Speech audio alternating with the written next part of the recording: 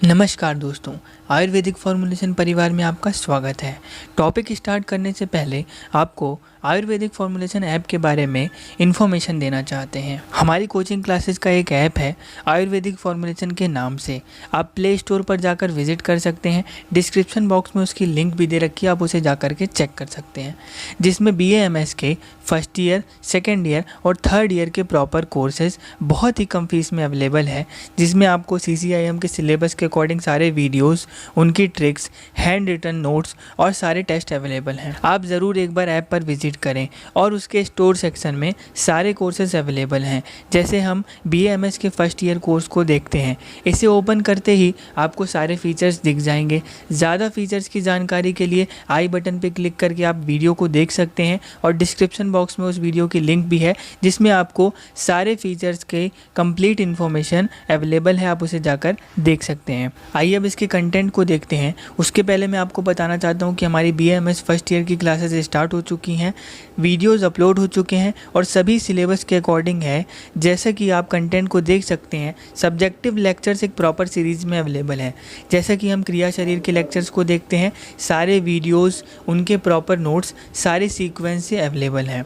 वैसे तो हमारे डेमो वीडियोस और नोट्स ऐप पर अवेलेबल हैं, जैसा कि आप देख पा रहे होंगे। उसके अलावा भी यदि आप कंप्लीट कोर्स का ट्रायल लेना चाहते हैं तो वो भी ऐप पर अवेलेबल है। उसकी फ़ीस मात्र 100 रुपये है और ड्यूरेशन 72 घंटे यानी कि 3 दिन का रहेगा। यदि आप ट्रायल कोर्स को देखने के बाद कंप्लीट कोर्स को परचेज़ करते हैं तो ट्रायल कोर्स की फ़ीस को कंप्लीट कोर्स की फ़ीस से डिडक्ट करके आपसे बाकी की फ़ीस ली जाएगी। यदि आप हमारी कोचिंग क्लासेस के रेफरल कोड प्रोग्राम या फिर हमारी कोर्सेज़ के एक्स्ट्रा डिस्काउंट से रिलेटेड किसी भी प्रकार की जानकारी चाहते हैं तो आई बटन पर क्लिक कर आप उसके बारे में भी वीडियो को देख सकते हैं। डिस्क्रिप्शन बॉक्स पे रेफरल कोड प्रोग्राम और एक्स्ट्रा डिस्काउंट से रिलेटेड भी एक वीडियो अवेलेबल है, आप उसे भी जा करके देख सकते हैं। इसके अलावा अगर आपको हमारी कोचिंग क्लासेस से रिलेटेड, हमारे कोर्सेज से रिलेटेड या फिर किसी भी प्रकार की कोई भी क्वेरी होती है तो आपको 2 नंबर स्क्रीन पर फ्लैश हो रहे होंगे। आप उन 2 नंबर पर कभी भी कॉल करके कोई भी क्वेरी को पूछ सकते हैं। धन्यवाद।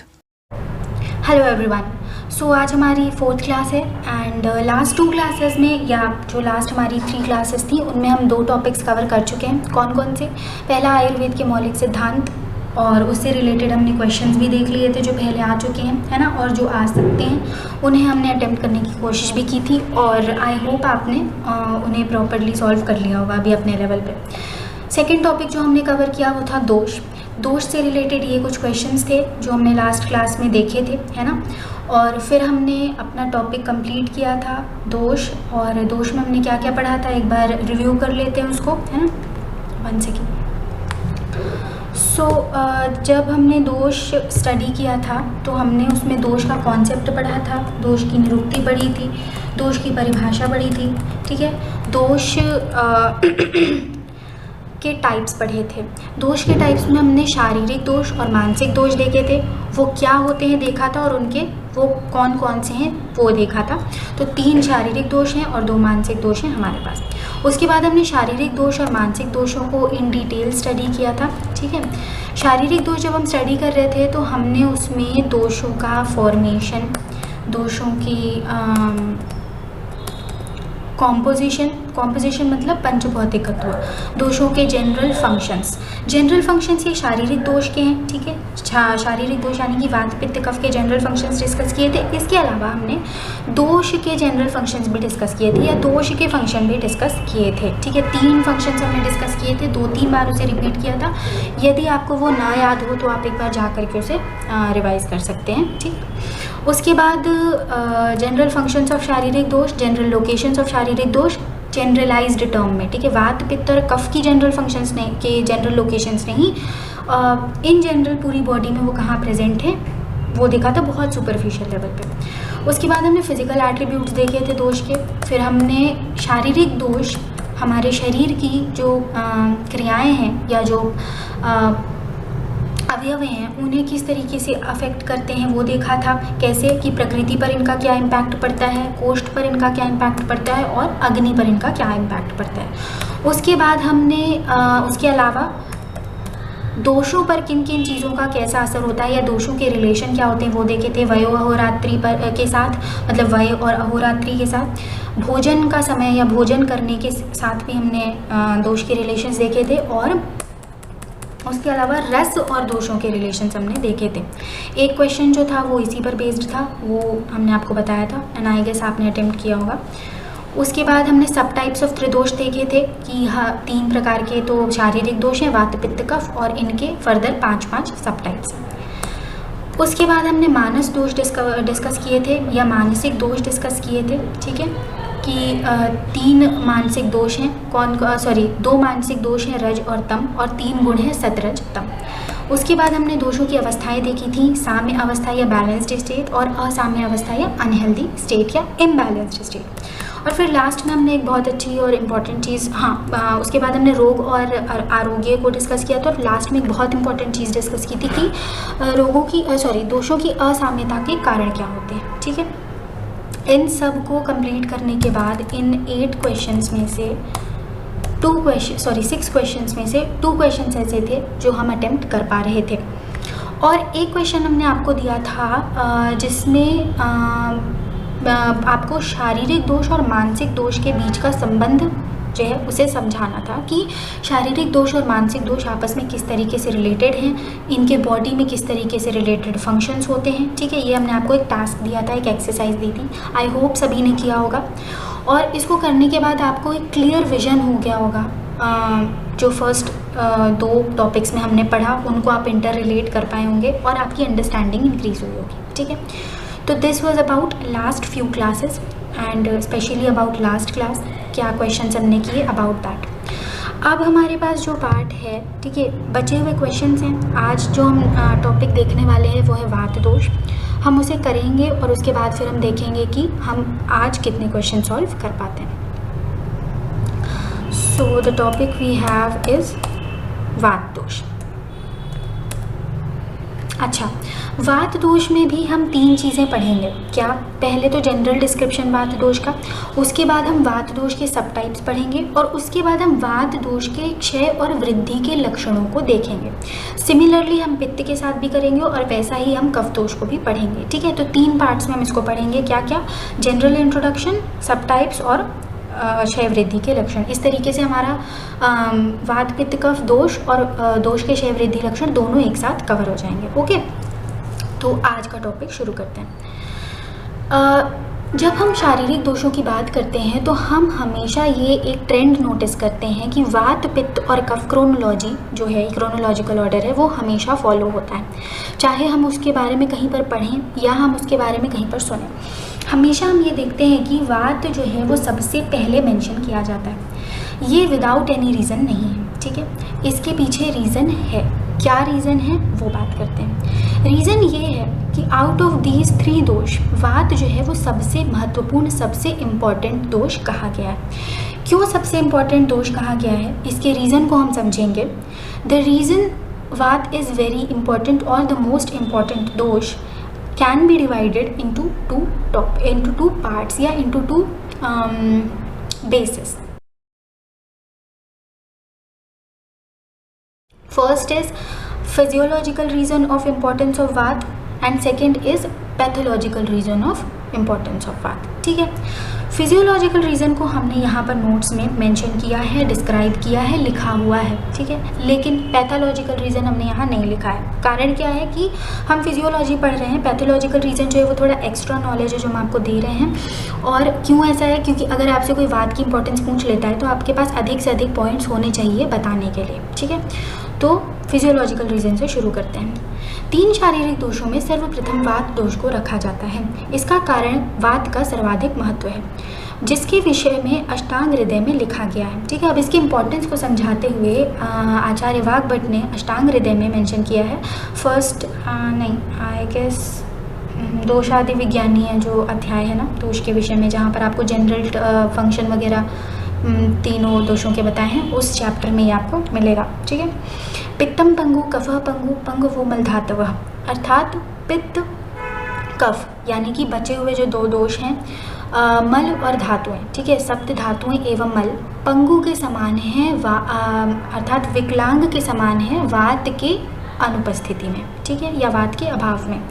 इसको इन्होंने एग्जाम्पल से एक्सप्लेन किया है कि वायु न यत्र नीयन्ते तत्र वर्षन्ति मेघवात, कि जिस प्रकार कितने भी वाटर लेडन क्लाउड्स हों, कितने भी पानी से भरे हुए मेघ हों, वो वर्षा वहीं करते हैं जहाँ पर वायु उन्हें लेकर के जाती है। उसी प्रकार वात दोष के बिना अन्य दोष आदि मतलब कि दोष जो बचे हुए दोष हैं और धातुएं और मल, वो सही स्थान पर अपना कार्य नहीं कर सकते, सही स्थान पर अपना कार्य नहीं कर सकते। इसको समझते हैं, ये बात तो समझ में आ गई। अब इसको अपन थोड़ा सा डिटेल या डिस्क्रिप्टिव में समझते हैं।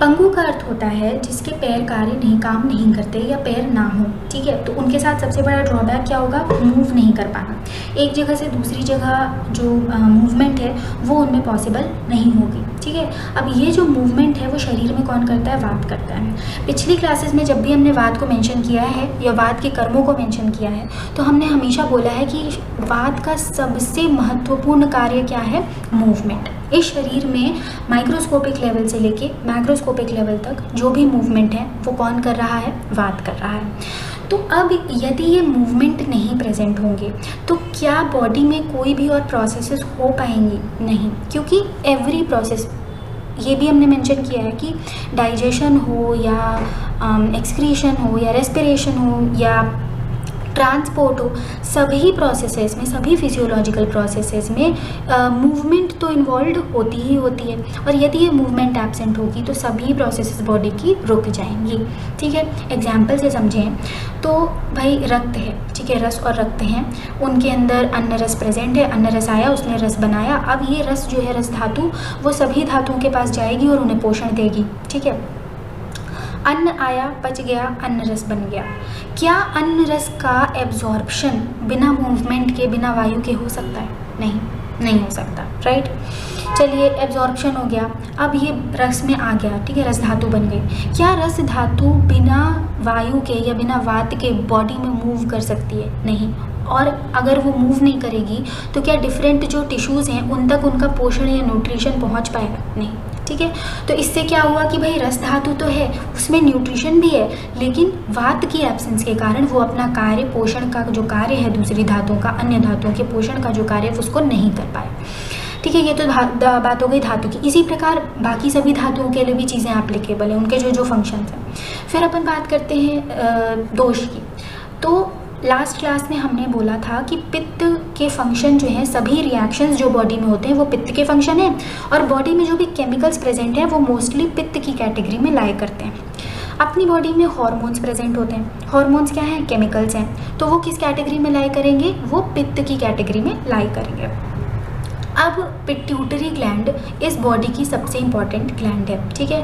क्यों, क्योंकि वो सारे जो एंडोक्राइन ग्लैंड्स हैं, मोस्टली जो एंडोक्राइन ग्लैंड्स हैं उनको कंट्रोल कर रही है, जो भी इम्पॉर्टेंट है। तो इसलिए जन्म से लेकर के मृत्यु तक पिट्यूटरी का बहुत इंपॉर्टेंट फंक्शन होता है। अब ठीक है भाई, पिट्यूटरी ने हार्मोन बनाया, एकदम ऑप्टिमम लेवल जो होता है हार्मोन का, ऑप्टिमम क्वालिटी जो होती है वो बन गई, यानी कि पित्त बन गया, अच्छी क्वांटिटी में बन गया, अच्छी क्वालिटी में बन गया, लेकिन वात एब्सेंट है। अब वात एब्सेंट है तो क्या ये पिट्यूटरी हार्मोन अपने टारगेटेड ग्लैंड्स तक जा पाएगा, नहीं, ठीक है। पिट्यूटरी हार्मोन बन गया, थायराइड स्टिम्युलेटिंग हार्मोन बन गया, पर वो थायराइड तक जा नहीं पाया, तो क्या थायराइड हार्मोन का सिक्रीशन होगा, नहीं। तो क्या ग्रोथ होगी, नहीं। तो क्या BMR मेंटेन होगा, नहीं। मतलब क्या बॉडी फंक्शन परफॉर्म होंगे, नहीं।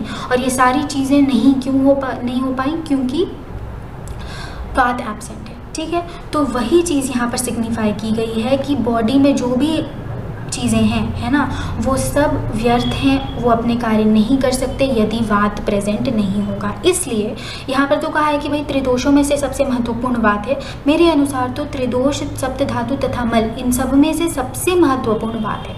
सबका अपना इंपॉर्टेंस है, लेकिन सर्वाधिक महत्व किसका है, वात का है, ठीक है। क्यों, क्योंकि इसका इन्फ्लुएंस बाकी सभी पर बहुत ज़्यादा है। फिर क्या है, वात शरीर में सभी प्रकार की गति से संबंधित क्रियाओं का संपादन करता है तथा गति के बिना अन्य सभी अवयव कार्य नहीं कर सकते, अतः वात सर्वाधिक महत्वपूर्ण दोष है, ठीक है। वही बात यहाँ पर शॉर्ट में लिखी हुई है। Vata dosha plays role in regulation of various physiological processes, example neural control, blood circulation, muscle movement etcetera. इसके अतिरिक्त शरीर में जब अपन मॉडर्न के अनुसार भी देखें, आयुर्वेद के अनुसार तो देख लिया, मॉडर्न के अनुसार देखें तो न्यूरल कंडक्शन और एंडोक्राइन जो सिस्टम है, ये बॉडी के इंटीग्रेटेड सिस्टम ऑफ कोऑर्डिनेशन कहे जाते हैं। ठीक है, मतलब बॉडी में जो कोऑर्डिनेशन है, बॉडी का जो फंक्शनिंग चल रहा है, वो किसके द्वारा चल रहा है? न्यूरल कंडक्शन और एंडोक्राइन सिस्टम के द्वारा। अब हमने कल की लास्ट क्लास में डिस्कस किया था कि जो न्यूरल कंडक्शन है और जो सर्कुलेशन है, वो किसका फंक्शन है? वात का फंक्शन है ना। तो अगर वात नहीं होगा तो ये दोनों भी परफॉर्म नहीं होंगे, और ये परफॉर्म नहीं होंगे तो बॉडी कैन नॉट एग्जिस्ट। ठीक है, तो ये तो हो गया भाई physiological importance. Every and any kind of movement, major और minor, even at microscopic level, are managed by vata dosha. ठीक है, ये हो गया physiological reason of importance of vata. इसके बाद पैथोलॉजिकल रीज़न की बात करते हैं। यहाँ मेंशन नहीं किया है हमने, पर आप चाहें तो उसे लिख लें, हम बता रहे हैं। तो पैथोलॉजिकल रीज़न की अगर हम बात करें तो हमने अपनी प्रीवियस क्लासेस में त्रिदोष और त्रिगुण के बीच का रिलेशन देखा था। ठीक, त्रिदोष और त्रिगुण के बीच के रिलेशन में हमने, और पंचमहाभूत और त्रिगुण के बीच का भी रिलेशन देखा था। अब वायु जो है, वायु महाभूत, वो रजगुण बाहुल्य होता है, उसमें रजगुण की प्रधानता होती है। और वात दोष जो है वो किससे बना है? वायु महाभूत की प्रधानता से बना है। इसका मतलब जो वात दोष है उसमें भी रजगुण की प्रधानता होती है। रजगुण चंचलता को करने वाला होता है, अस्थिरता को करने वाला होता है। इसका मतलब क्या है? वात जो है वो अस्थिर होता है, अनस्टेबल होता है। अब इस अनस्टेबिलिटी की वजह से वात जो है बैलेंस्ड से इम्बैलेंस्ड स्टेट में बहुत इजीली आ जाता है। ठीक है, मतलब सबसे इजीली जो दोष विकृति को प्राप्त होता है वो कौन सा है? वात दोष है। अब अच्छा, एक चीज़ तो ये हो गई कि अच्छा वात दोष जो है बहुत जल्दी विकृत अवस्था में आ जाता है। क्यों? क्योंकि वो अस्थिर होता है। दूसरा, अभी हमने जब फिजियोलॉजिकल कारण देखा, ये फिजियोलॉजी की पूरी देखी बात की, तो हमने क्या देखा कि भाई वात का इन्फ्लुएंस सारी धातुओं पर, सारे अन्य दोषों और मलों पर बहुत ज़्यादा है। तो अगर एक बार वात दोष असाम्य हो गया या विषमता को प्राप्त हो गया या विकृत हो गया, तो ये बाकी सारे तत्वों को बहुत जल्दी दूषित कर सकता है, विशिएट कर सकता है। ठीक है, इसी कारण से वात को मेंटेन करना बहुत इम्पॉर्टेंट है। और वात को मेंटेन करना इम्पॉर्टेंट है तो वो कैसे करेंगे हम लोग वात को मेंटेन? जब हमें वात के विषय में ज्ञान होगा, है ना। तो इसीलिए वात जो है सबसे इम्पॉर्टेंट दोष कहा गया है। और ये भी है कि वातज व्याधियाँ जो होती है ना, वात जन्य व्याधियाँ या वात प्रधान व्याधियाँ, वो सबसे अधिक मात्रा में या सबसे नंबर उनका जो होता है वो सबसे ज़्यादा होता है इसी कारण से। ठीक है, तो ये हो गया क्या? पैथोलॉजिकल कारण ऑफ इम्पॉर्टेंस ऑफ वात। उसके बाद है, अब अपन आयुर्वेद के अनुसार वात को पढ़ना शुरू करेंगे। ठीक है, आयुर्वेद में एक चीज़ अभी फ़िलहाल के जो चैप्टर्स हम आगे देखने वाले हैं, वात पित्त कफ, है ना, इनमें एक सीक्वेंस फॉलो होगा सब हेडिंग्स का या हेडिंग्स का। उसी के अंतर्गत हम इन्फॉर्मेशन को क्लब करके पढ़ेंगे जिससे हमें याद रहे। ठीक है, एक पैटर्न रहेगा। पैटर्न क्या रहेगा? पहले व्युत्पत्ति देखेंगे, फिर निरुक्ति देखेंगे और पर्याय देखेंगे। उसके बाद स्ट्रक्चर, कॉम्पोजिशन वगैरह के बारे में हमारे पास जो नॉलेज होगी वो देखेंगे। उसके बाद हम इनके सामान्य गुण, कर्म और स्थानों को देखेंगे। ठीक है, शुरू करें व्युत्पत्ति से। व्युत्पत्ति अर्थात एटिमोलॉजिकल डेरिवेशन। व्युत्पत्ति का मतलब होता है कि कोई भी शब्द जो है वो भाषा की दृष्टि से कैसे उत्पन्न हुआ है या व्याकरणिक दृष्टि से उसकी उत्पत्ति कैसे हुई है, उसे क्या कहते हैं? व्युत्पत्ति कहते हैं, एटिमोलॉजिकल डेरिवेशन कहते हैं। वात की व्युत्पत्ति की बात करें तो तत्र वा गतिगंधनयोरिति धातु, अर्थात वात शब्द की उत्पत्ति वा धातु से होती है। वा धातु में त और आदि प्रत्यय करने से वात शब्द सिद्ध होता है या वात शब्द बनता है। अब ये प्रत्यय वगैरह आपका संस्कृत का पाठ है ना, उसमें अपन नहीं जाएंगे। सिंपल सी बात है, व्युत्पत्ति में क्या लिखना है? अगर आता है तत्र वा गतिगंधनयोरिति धातु, वात शब्द की व्युत्पत्ति है या उत्पत्ति जो है वा धातु से हुई है। वा धातु में त और आदि प्रत्यय करने से वात शब्द सिद्ध होता है। ठीक है, सिंपल है। चलिए, अगला जो हमारा सीरीज़ का हेडिंग है वो है निरुक्ति या सिंटैक्शियल डेरिवेशन। निरुक्ति के विषय में हम आपको प्रीवियस क्लासेस में बता चुके हैं कि निरुक्ति क्या होती है ना। तो आखिर वा धातु का ऐसा क्या अर्थ है कि हमने उससे वात शब्द बनाया और फिर उस वात शब्द से हमने बॉडी की एक एंटिटी को रिप्रेजेंट किया। ठीक है, तो यदि आपसे निरुक्ति पूछी जाती है ना, तो आपको यही श्लोक मेंशन करना है। ये जो श्लोक है तत्र वा गति गंधनयोरिति धातु, ये व्युत्पत्ति में भी आएगा और निरुक्ति में भी आएगा, सिंटैक्शियल डेरिवेशन में भी आएगा। अब निरुक्ति देखते हैं क्या होती है। वात शब्द की उत्पत्ति वा धातु से हुई है और वा धातु से दो अर्थ ग्रहण होते हैं। कौन कौन से? गति एवं गंधन, ठीक है, गति गंधनयोरिति। तो इससे दो अर्थ ग्रहण होते हैं, कौन कौन से? गति एवं गंधन। गति शब्द से हम फर्दर तीन अर्थ समझते हैं, कौन कौन से? पहला है मूवमेंट। इस अर्थ को हम बहुत अच्छे से डिटेल में बहुत बार डिस्कस कर चुके हैं कि बॉडी में जो भी मूवमेंट है माइक्रोस्कोपिक से लेके मैक्रोस्कोपिक लेवल तक, यानी कि सेल्यूलर मूवमेंट से लेके लोकोमोशन तक, वो सब यहाँ पर रिप्रेजेंट की गई हैं मूवमेंट जो मीनिंग है उसमें, ठीक है। दूसरा मीनिंग जो दूसरा जो अर्थ गति शब्द से आता है वो है नॉलेज या ज्ञान का अर्जन, ठीक है, ज्ञान को अर्जित करना। तो आपने सुना होगा कि भाई जो मूर्ख व्यक्ति होता है ना, उसके लिए एक शब्द यूज़ किया जाता है कि ये जड़ बुद्धि है, ठीक है। जड़ बुद्धि क्यों कहा जाता है? जड़ का अर्थ होता है स्टैग्नेंट रहना, ठीक है, स्थिर रहना, ओके, एक जगह रुके रहना, जुड़े रहना। और गति का अर्थ होता है निरंतर बढ़ते रहना, है ना। तो नॉलेज के रिस्पेक्ट में गति इज़ ज्ञान का बढ़ना, ठीक है। तो जड़ बुद्धि क्यों कहते हैं? क्योंकि इनकी नॉलेज स्टैग्नेंट है, उनका ब्रेन ग्रो नहीं कर रहा, उनकी बुद्धि ग्रो नहीं कर रही। जबकि गति से हम क्या कहते हैं कि भाई वो नॉलेज गेन कर रहे हैं, उनका नॉलेज बढ़ रहा है, उनकी बुद्धि बढ़ रही है, ठीक है। तो इसलिए गति से ज्ञान अर्थ भी सिद्ध होता है, नॉलेज, ठीक है। उसके बाद है गति से मोक्ष भी समझा जाता है अथवा सैल्वेशन जिसे हम कहते हैं। अब गति को प्राप्त हो गए, मृत्यु के बाद ये कहा जाता है ना, तो वो गति जो है वो मोक्ष को रिप्रेजेंट करती है। ये बात अपन समझ गए कि भाई गति से हम मूवमेंट, नॉलेज और सैल्वेशन अर्थों को ग्रहण करेंगे। गति से मोक्ष को भी समझा जाता है। गति से मोक्ष को जो समझा जाता है उस पॉइंट को थोड़ा सा अपन इलेबोरेट करते हैं कि ऐसा क्यों है, और वात से रिलेट करते हैं उसको।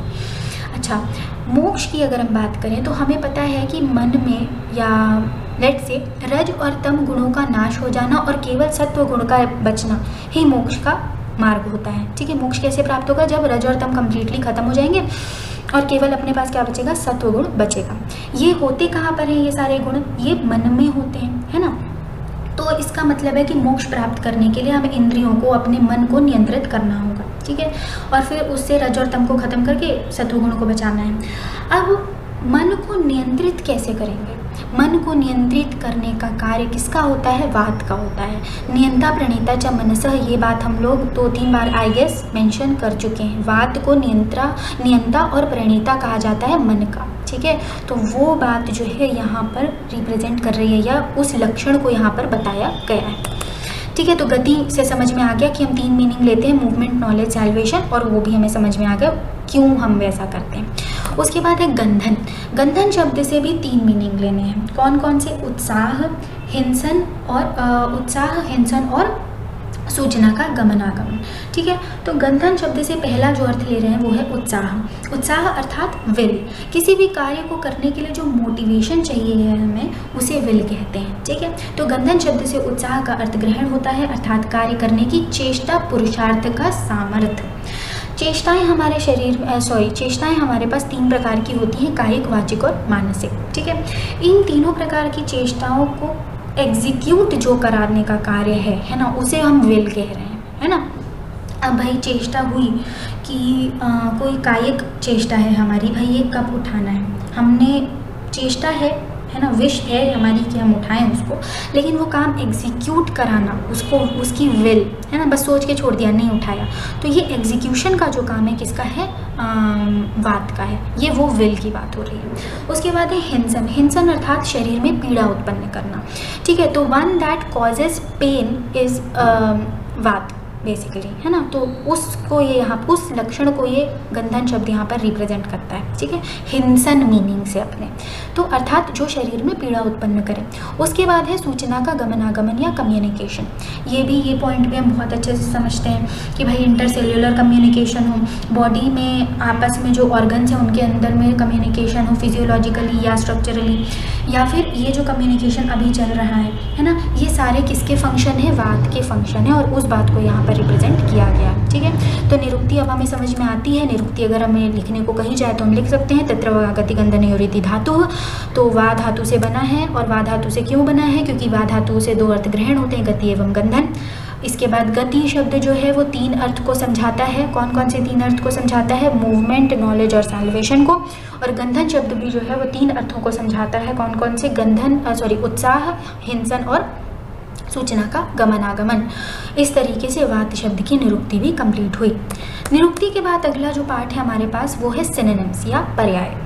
पर्याय क्यों पढ़ना है, क्योंकि क्या होता है ना कि बहुत सारे डिफरेंट शास्त्र जब हम पढ़ते हैं, ग्रंथ जब हम पढ़ते हैं, लिटरेचर टेक्स्ट जब हम पढ़ते हैं, तो उसमें कई बार क्या होता है, वात ना यूज़ करके वो दूसरे शब्दों का प्रयोग कर देते हैं। तो इसीलिए जो सबसे ज़्यादा प्रचलित शब्द हैं वात के लिए जो यूज़ होते हैं वो आपको पता होने चाहिए, जिससे आप कंफ्यूज ना हो। तो मारुत, अनिल, समीरण, पवन आदि ये वायु के या वात के पर्याय कहे गए हैं, ठीक है। अब बात करते हैं थोड़ा सा स्ट्रक्चरल कंपोनेंट की बात कर लेते हैं। स्ट्रक्चरल कंपोनेंट की बात हम कैसे करेंगे, पहले हम पंचभौतिकत्व देखते हैं। वात का पंचभौतिकत्व यानी कि वात का कॉम्पोजिशन। अब हमें पता है, पिछले 2 क्लासेस से हमें ये बात एकदम अच्छे से पता चल चुकी है, सर्वम द्रव्यम पंचभौतिकम अस्मिन् अर्थे, अर्थात सभी जो द्रव्य हैं वो पंचभौतिक हैं। क्या है, पंचभौतिक हैं। और तो इसलिए अब वात भी पंचभौतिक होगा, यानी कि पंचमहाभूत का बना होगा। पंचमहाभूत से जब कोई पदार्थ उत्पन्न होता है, द्रव्य उत्पन्न होता है, तो वो कौन सी प्रोसेस कही जाती है, परस्पर अनुप्रवेश, ठीक है। तो 5 महाभूत आपस में मिलते हैं, इस प्रोसेस को क्या बोलते हैं, परस्पर अनुप्रवेश, और एक नए द्रव्य की उत्पत्ति होती है, ठीक है। इसी परस्पर अनुप्रवेश की प्रोसेस से वात की भी उत्पत्ति होती है। वात की उत्पत्ति में जो प्रधान महाभूत होता है वो कौन होता है, वायु होता है, ठीक है। वायु के बाद कुछ आचार्यों ने कुछ मतों में आकाश महाभूत को माना है, ठीक है। सर्वप्रथम वायु महाभूत की प्रधानता होती है, उसके बाद आकाश महाभूत की प्रधानता होती है, ठीक है। लेकिन अपन को इन जनरल क्या बोलना है, वात में वायु महाभूत की प्रधानता है। अब ये तो बात हो गई प्रधानता की, ये बात तो अपन को पता थी ऑलरेडी। नई बात यहाँ पर क्या है कि आचार्य सुश्रुत ने वायु को प्रधान बताया है तथा पृथ्वी उत्पत्ति में भाग नहीं लेती, यह भी बताया है, ठीक है। तो इन्होंने इम्पॉर्टेंट या स्पेशल पॉइंट क्या ऐड किया है कि वात की उत्पत्ति में पृथ्वी जो है वो भाग नहीं लेती, ठीक है। ये याद रखना है, कहीं पर आपसे कभी पूछ लिया जाए तो आपको पता हो, ठीक है। ये हो गया क्या, पंचभौतिक कॉम्पोजिशन उसका। अब बात करते हैं स्ट्रक्चर की। स्ट्रक्चर की बात वात की हमने लास्ट क्लास में भी करी थी, ठीक है, क्योंकि ये इम्पॉर्टेंट है। तो एक बार दोबारा करते हैं कि वात का फिजिकल स्ट्रक्चर कैसा होता है। अव्यक्त व्यक्त कर्माचा, किसने बताया है वात के फिजिकल स्ट्रक्चर के बारे में, अच्छा बताया आचार्य चरक ने भी है, लेकिन उन्होंने बस ये बोला है कि भाई वो दिखता नहीं है, ठीक है, अदृश्य होता है या अव्यक्त होता है। आचार्य सुश्रुत ने उसको प्रॉपरली समझाया है। सुश्रुत संहिता निदान स्थान में इसका मेंशन किया गया है, अव्यक्त व्यक्त कर्मा च, अर्थात बात अव्यक्त है, दिखाई नहीं देता, परंतु इसका प्रत्यक्ष इसके कर्मों के द्वारा किया जा सकता है, या इसकी प्रेजेंस को हम इसके कर्मों के द्वारा, इसके फंक्शंस के द्वारा फील कर सकते हैं। इंग्लिश में यदि आप लिखना चाहें इसको तो वात can not be seen physically but its presence can very well be felt by the functions it performs. Okay, ये हो गया क्या, स्ट्रक्चर ऑफ वात। स्ट्रक्चर ऑफ वात के बारे में अगर आपसे कोई पूछे तो आपको क्या बोलना है, अव्यक्त व्यक्त कर्माचा, मतलब वात दिखाई नहीं देता लेकिन अपने कर्मों के द्वारा अपना प्रत्यक्ष करा देता है। किसने बताया है, सुश्रुत ने बताया है, ठीक है। अब ये तो बात हो गई भाई जनरल वात की, कि वात की व्युत्पत्ति क्या है, निरुक्ति क्या है, मतलब ग्रामेटिकली कैसे ओरिजिनेट हुआ है, निरुक्ति क्या है, वात को वात क्यों कहते हैं, उसके बाद हमने वात का स्ट्रक्चर देख लिया, थोड़ा सा वात का कॉम्पोजिशन पंचभौतिक देख लिया। अब आज के टॉपिक का जो एकदम मेन पार्ट है वो आगे की हमारी आने वाली 3 सब हेडिंग्स हैं। क्या क्या? वात के सामान्य गुण, वात के सामान्य स्थान एवं वात के सामान्य कर्म, general properties, general functions, general locations. ठीक है, इसमें हम अब स्पेसिफिक दोषों के बारे में बात करेंगे, वात के बारे में, है ना, तो या पित्त के बारे में या कफ के बारे में, है ना। अभी तक हमने क्या कहा था, त्रिदोष के सामान्य स्थान जब हमने देखे थे तो हम त्रिदोष इन जनरल देख रहे थे कि भाई अधोनाभि वात प्रेजेंट होता है, नाभि और हृदय के मध्य में पित्त होता है और हृदय के ऊपर या ऊर्ध्वांग में कफ होता है। अब हम स्पेसिफिकली इनकी बात करेंगे कि ये स्पेसिफिकली क्या क्या फंक्शंस परफॉर्म करते हैं, क्या क्या इनके गुण होते हैं। ओके, तो शुरू करते हैं अपन। ये बहुत इंपॉर्टेंट पार्ट है, इसमें कही गई हर एक बात को आपको याद रखना है, ठीक है, क्योंकि पेपर में क्वेश्चन इसी से आते हैं, मुख्यतः जो बड़े क्वेश्चंस आते हैं। दूसरी चीज़, अप्लाइड एस्पेक्ट में भी ये बहुत इंपॉर्टेंट है। अभी भी आगे की जो चीज़ें हैं उनको अंडरस्टैंडिंग के लिए भी, और फिर जब आप नेक्स्ट ईयर में जाएंगे ना तब भी आपके लिए ये बहुत इंपॉर्टेंट, एकदम टिप पे होनी चाहिए ये सारी चीज़ें। शुरू करते हैं वात के सामान्य गुण के साथ। Please pay attention. ओके, दोष के गुण 3 प्रकार से कहे जाते हैं ना। प्रॉपर्टीज़ को हम सबसे पहले तो 3 ग्रुप्स में डिवाइड कर देंगे, ठीक है। पूरी जो प्रॉपर्टीज़ है ना किसी भी दोष की, और ये हर दोष के लिए एप्लीकेबल है, सिर्फ वात के लिए नहीं। सभी प्रॉपर्टीज़ को हम क्लब करेंगे किसमें? 3 वर्गों में, 3 कैटेगरीज में। पहली कैटेगरी है भौतिक गुण, फिजिकल गुण, ठीक है। दोष के जो भौतिक गुण होते हैं उन्हें हम यहाँ पर स्टडी करेंगे, ठीक है। तो दोष के भौतिक गुण मतलब कि दोष की अपनी फिजिकल प्रॉपर्टीज़ क्या है, रूक्ष है, लघु है, एट्सेट्रा। उसके बाद रासायनिक गुण, केमिकल प्रॉपर्टीज़ या फिजियोलॉजिकल गुण, ठीक है। अब दोष शरीर में किस प्रकार से कार्य करता है, ठीक है, दोष शरीर में किस प्रकार से कार्य करता है अथवा उसके रासायनिक कार्य किस प्रकार से होते हैं वो कहाँ पर देखेंगे? रासायनिक गुणों में देखेंगे, ठीक है। फिजियोलॉजिकली हमारी बॉडी में क्या क्या फंक्शन करता है, रिएक्शंस में किस तरीके से पार्ट लेता है ना, ये सारी चीज़ें हम कहाँ देखेंगे? रासायनिक गुण या केमिकल प्रॉपर्टीज़ में देखेंगे। और उसके बाद आते हैं मानसिक गुण या इफेक्ट्स ऑन मेंटल एट्रीब्यूट्स, यानी कि मन पर इन दोषों के क्या असर या क्या प्रभाव पड़ते हैं वो मानसिक गुणों में देखेंगे, ठीक है। अब अच्छा, अगर आपने अभी तक वो क्वेश्चन नहीं किया है जो हमने आपको लास्ट क्लास में दिया था, तो आज की क्लास के बाद आई गेस आप वो और अच्छे तरीके से कर पाएंगे, तो प्लीज़ उसे करें, है ना, वो आपके बेटरमेंट के लिए है। तो भौतिक गुण की बात करते हैं पहले। सारे गुण देखिए, 1 2 3 4 5 6 7 8 गुण हैं, होने ही चाहिए याद, ऑन द टिप याद होने ही चाहिए, ठीक है। प्राकृतवात के भौतिक गुण, प्राकृतवात मतलब कि नॉर्मल वात, बैलेंस्ड स्टेट में जब वात है तो उसके भौतिक गुणों की बात हो रही है। रूक्ष ड्राइनेस, लघु होता है, शीत होता है, खर यानी कि रफ होता है, सूक्ष्म इंपॉर्टेंट प्रॉपर्टी है, और ये आगे अभी देखेंगे। सूक्ष्म इंपॉर्टेंट प्रॉपर्टी क्यों है? क्योंकि इसका मतलब होता है भाई ये छोटी से छोटी स्थान पर भी जा सकता है, ठीक है, एक कोई ऐसा स्पेस नहीं है जहाँ पर ये एंटर नहीं कर सकता, तो वो सूक्ष्म प्रॉपर्टी है। चल, अव्यक्त हम लोग बहुत बार अब डिस्कस कर चुके हैं। और विशद प्रॉपर्टी भी इंपॉर्टेंट है। क्यों इंपॉर्टेंट है? क्योंकि ये प्रॉपर्टी आचार्य चरक ने अलग से मेंशन की है, ठीक है। एक क्वेश्चन पेपर्स हम देख रहे थे कई सारे, तो एक क्वेश्चन मिला था उसमें ऐसा, ठीक है, जहाँ पर पूछा गया था कि भाई विशद गुण वात का किसने कहा है। अब अपन जनरली क्या करते हैं, अष्टांग हृदय वाला श्लोक याद कर लेते हैं, उसमें विशद आता नहीं है ना, और उसमें पूछ लिया 1 वर्ड में कि विशद गुण जो है वो वात का किसने कहा है, तो किसने कहा है? आचार्य चरक ने कहा है। ये हो गई फिजिकल प्रॉपर्टीज़ बात की। अब रासायनिक गुण यहाँ 3 मेंशन किए हुए हैं, है ना, और ये तीनों किसने बताए हैं? आचार्य सुश्रुत ने बताए हैं। क्या क्या हैं देखते हैं। पहला गुण है योगवाही हम प्रीवियस क्लासेस में भी डिस्कस कर चुके हैं। इसका मतलब होता है वन दैट कोऑर्डिनेट्स या कोऑर्डिनेशन। तो यहाँ किस कोऑर्डिनेशन की बात हो रही है ना, तो योगवाही का अर्थ है जो अपने गुणों को रख कर, ठीक है, अपने गुणों को बनाए रखकर दूसरे के गुणों को भी अपने में संप्रविष्ट करके उनका आगे प्रवर्तन करता है, उसे योगवाही कहते हैं या योगवाही स्वभाव कहते हैं, ठीक है। अब वायु कैसे योगवाही है? तो एम्प्टी वेन है लेट से, या एम्प्टी आर्टरी है, ओके, उसमें वायु जो है वो अपना मूव, या वात जो है वो अपना मूव कर रही है। उसमें जैसे ही रक्त आया तो वात ने अपने साथ साथ रक्त को भी मूव किया, ठीक है। तो एक एक्स्ट्रा चीज़ आई, उसने उसको कैरी किया आगे अपने गुण को मेंटेन करते हुए। ये क्या है? योगवाही नेचर है। अगर ये तो क्या हो गया, पहला लेवल हो गया। दूसरा लेवल देखें, वात जो है वो रक्त को मूव कर रही थी, ठीक है।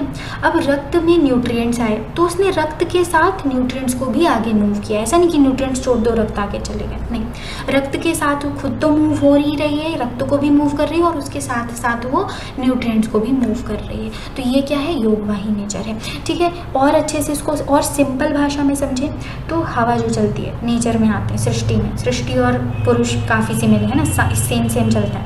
तो जो हवा चलती है नेचर में वो ठंडी के टाइम पर ठंडी हो जाती है, गर्मी के टाइम पर लू चलने लगती है और बरसात के टाइम पर हवा में मॉइस्चर आ जाता है, ह्यूमिडिटी आ जाती है। तो वायु जो है वो एटमॉस्फेयर से टेम्परेचर, मॉइस्चर आदि गुणों को अब्जॉर्ब करके उनको भी आगे मूव फॉरवर्ड बढ़ाती है ना, उनको भी फैलाती है बेसिकली, है ना, अपने गुणों को रिटेन करते हुए। तो ये क्या है? योगवाही नेचर है। उसके बाद है आशुकरी। आशुकरी का अर्थ होता है जो बहुत क्विकली रिएक्ट करे, one that is very quick in its action, जो बहुत जल्दी कार्य करता है। आशुकारी अर्थात जो बहुत शीघ्र कार्य करता है। तो वात की एक प्रॉपर्टी है कि वो बहुत जल्दी काम कर देता है, ठीक है। जो अपन देखते हैं नर्वस कंट्रोल, कितनी जल्दी उसमें मूवमेंट होता है, कितनी जल्दी इन्फॉर्मेशन इधर से उधर ट्रांसफ़र हो जाती है ना। तो ये बहुत जल्दी कार्य करता है। और उसके बाद है अचिंत्य वीर्य। ये भी किसने बताया? ये तीनों ही किसने बताए हैं? सुश्रुत ने बताया। ओके, अचिंत्य वीर्य, अचिंत्य और वीर्य दो शब्दों से बना है। अचिंत्य का अर्थ होता है असोचनीय, जिसको सोचा नहीं जा सकता, जिसकी गणना नहीं की जा सकती। और वीर्य क्या होता है? Working potential.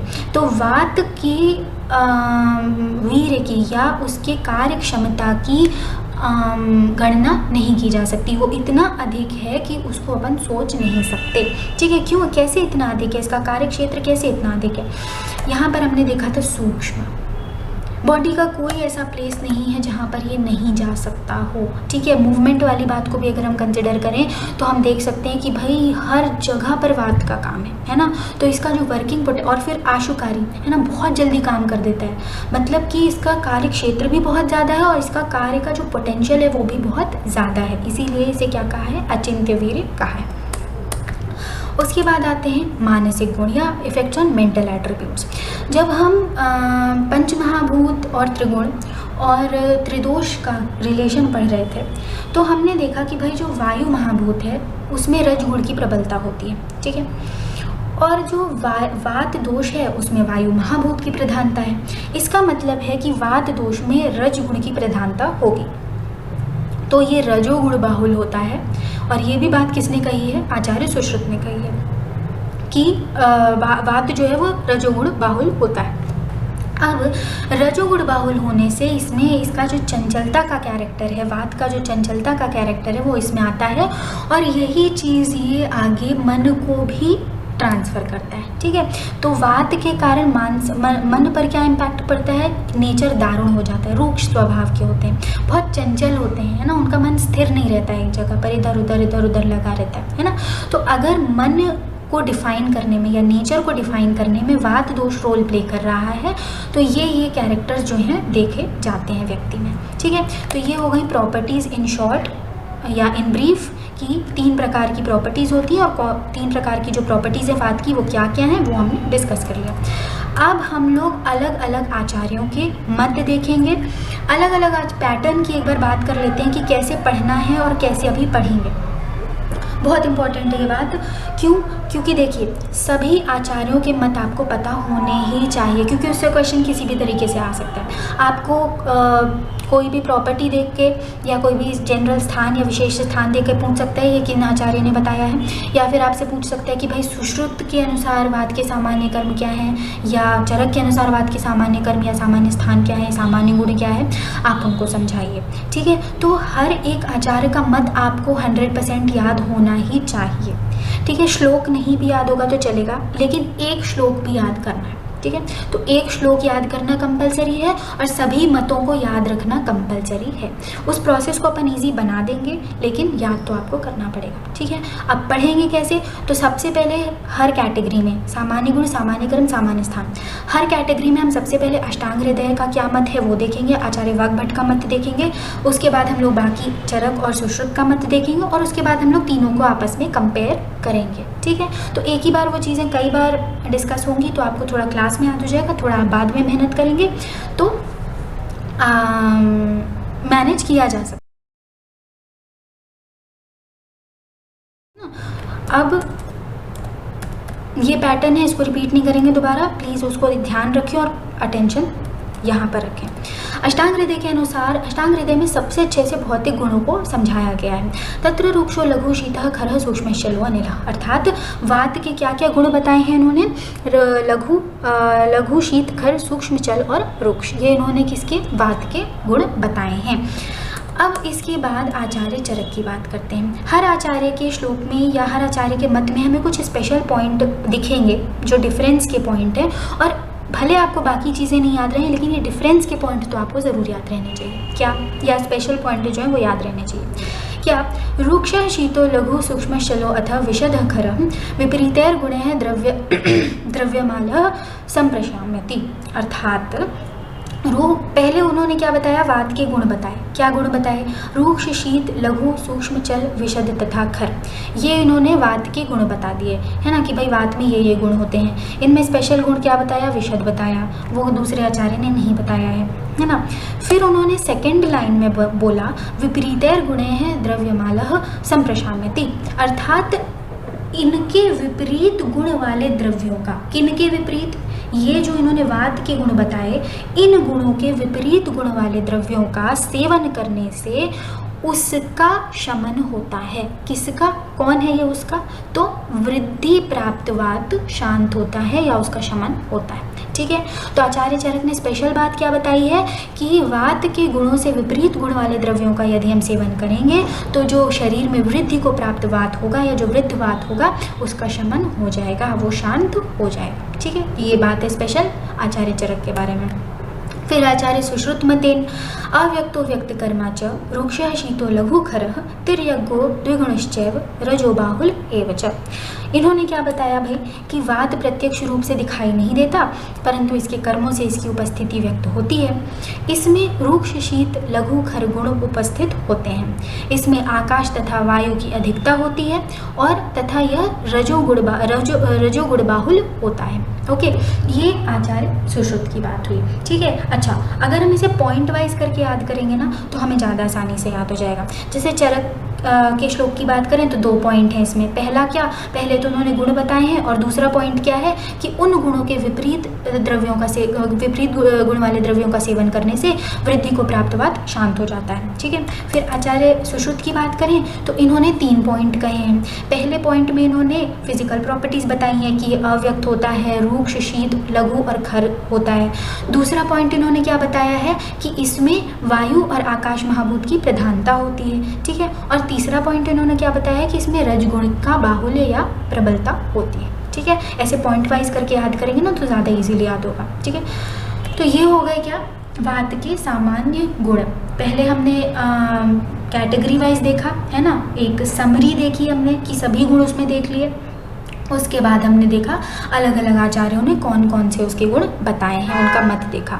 सभी चीज़ें याद रखनी है। यहाँ पर हम कहेंगे कि आप एक तो ये श्लोक याद कर लें, तत्र मतलब अष्टांग हृदय वाला।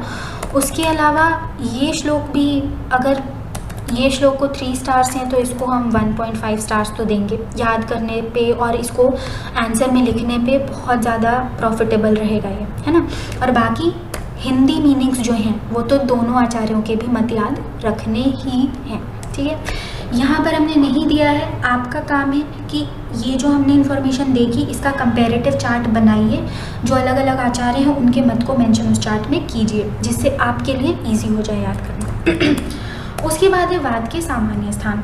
वात के सामान्य स्थान की जब हम बात करेंगे तो अच्छा, अब हम ये क्यों बोल रहे हैं वात के सामान्य स्थान, हम तो शुरू से कह रहे हैं कि वात पूरे बॉडी में रहता है, पूरे बॉडी में रहते हैं, सभी दोष संपूर्ण शरीर में व्याप्त होते हैं। तो व्यापी नोपी वाला जो पार्ट है ना। लेकिन अब क्या है कि सही बात है, तीनों शारीरिक दोष संपूर्ण शरीर में व्याप्त रहते हैं और कार्य करते हैं, लेकिन इन दोषों की जो अवस्थाएं हैं वो दो मानी गई हैं, सूक्ष्म अवस्था और स्थूल अवस्था। अब फिर से वही बात आ गई, अभी तक तो हम बोल रहे थे साम्य और असाम्य अवस्था होती है, अब ये सूक्ष्म और स्थूल अवस्था क्या हो गई देखते हैं। तो दोषों की साम्य अवस्था ही उनकी सूक्ष्म अवस्था है।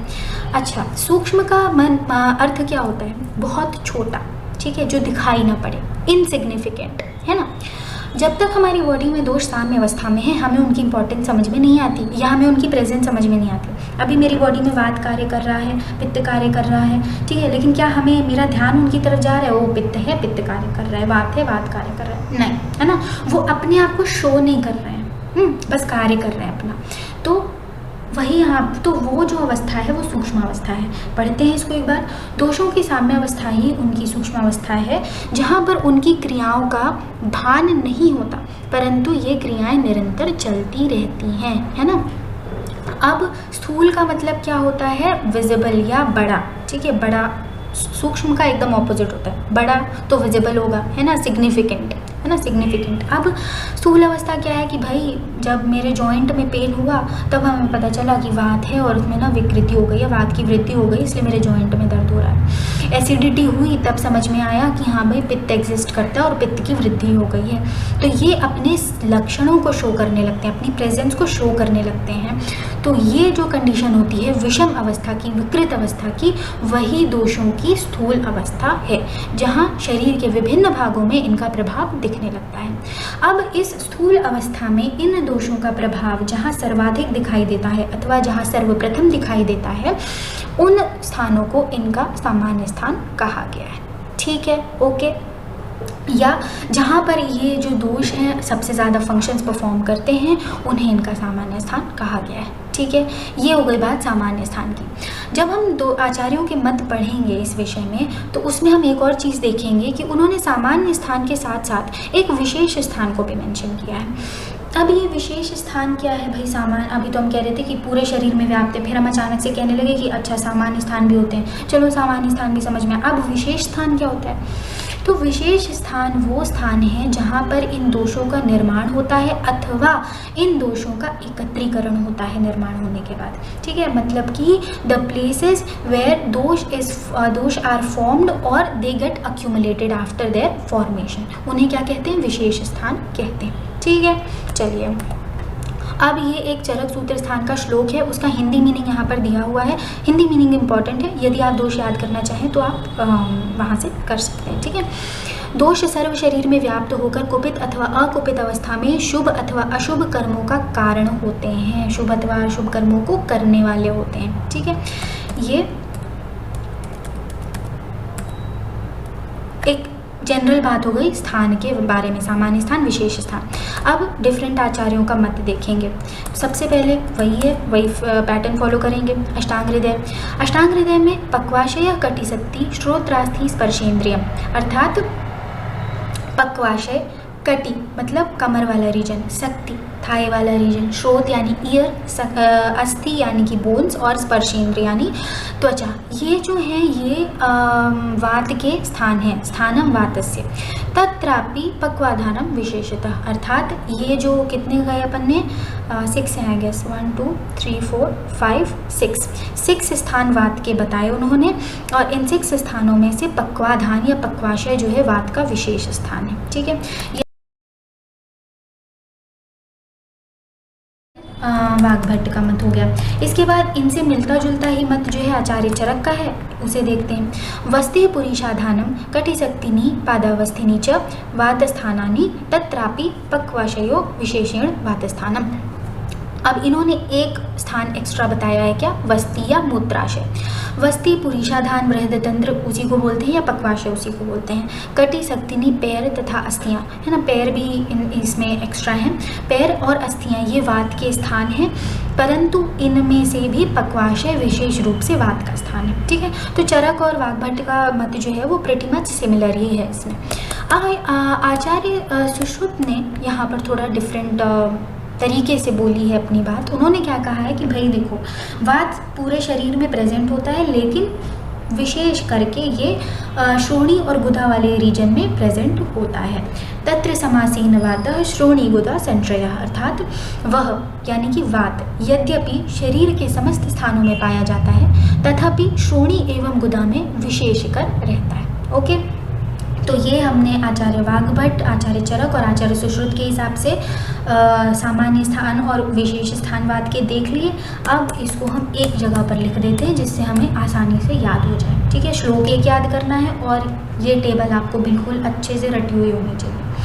अब एक चीज़ यहाँ पर एक्स्ट्रा, ये जो काश्यप ऋषि वाली है, ये एक्चुअली वही है कि हमने पेपर में कहीं पर एक क्वेश्चन देखा था कि मज्जा को वात का स्थान किसने कहा है, क्योंकि इन तीनों ऋषियों ने तो नहीं कहा, इन तीनों आचार्यों ने तो नहीं कहा है। तो काश्यप ऋषि जो थे उन्होंने मज्जा को भी वात का स्थान कहा है। कोई बहुत इंपॉर्टेंट बात नहीं है, लेकिन पहले कहीं पे क्वेश्चन आ चुका है तो कुछ भी अपन अनएक्सपेक्टेड ऐसा नहीं कह सकते, तो इसलिए आप ब्लाइंड साइड ना हो जाए, इसलिए यहाँ पर मेंशन कर दिया। ठीक है, तो सामान्य गुण हो गए, पहले हमने समराइज्ड फॉर्म में देखा, फिर तीनों आचार्यों के मत देखे और फिर तीनों आचार्यों के मतों को कंपेयर किया। सिमिलरली हमने सामान्य स्थान देखे और तीनों आचार्य के जो मत हैं उनको हमने कंपेयर किया, याद रखना है और एक श्लोक को भी याद रखना है। ठीक है, उसके बाद है वात के सामान्य कर्म। अब वही है, ये हंड्रेड्स ऑफ फंक्शंस बॉडी में परफॉर्म करता है। प्राकृत वात जो होता है ना, जो साम्य अवस्था में जो वात होता है वो बॉडी में हंड्रेड्स ऑफ फंक्शंस को परफॉर्म करता है, लेकिन उनमें से जो मुख्य फिजियोलॉजिकल फंक्शंस हैं उनकी बात यहाँ पर हम करेंगे, जो सुपरफिशियली हम बहुत फ्रीक्वेंटली देखते हैं, है ना, उनकी बात हम यहाँ पर करते हैं, उन्हें हम सामान्य कर्म कहते हैं। सामान्य कर्म अर्थात प्राकृतवाद के कर्म। अच्छा, विकृतवाद के कर्म में इसमें नहीं देखने ना, प्राकृतवाद के कर्म। तो फंक्शंस दैट वात performs in a well balanced state. अष्टांग हृदय।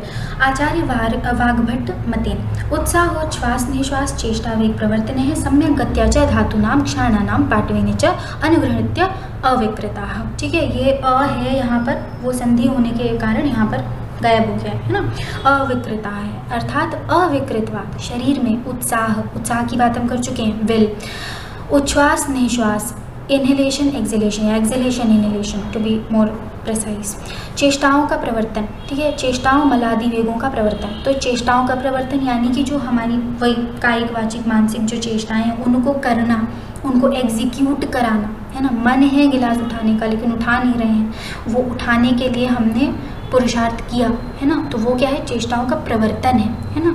तो चेष्टाओं का प्रवर्तन, मलादि वेगों का प्रवर्तन, मल आदि जो 13 वेग हैं, 13 समथिंग वेग हैं, है ना। तो मल वेग, मूत्र वेग, छींकना, थूकना, डकार आना, है ना, और वॉमिटिंग आना, है ना, आंसू आना, ये खांसी आना, ये सारे जो वेग हैं ना, इनका प्रवर्तन कौन कराता है, वात का कार्य। इनका प्रवर्तन कराना वात का कार्य है। ठीक है, तो उसके बाद है समस्त धातुओं की सम्यक गति। सम्यक गति से क्या अर्थ है यहाँ पर, धातुओं का प्रॉपर मेटाबॉलिज्म। ये बात भी हम पहले डिस्कस कर चुके हैं कि धातुओं का प्रॉपर मेटाबॉलिज्म क्या है ना, कि उनका जो उपचय कर्म है वो सही तरीके से हो रहा हो, चयापचय जो उनका है प्रॉपरली चल रहा हो, है ना।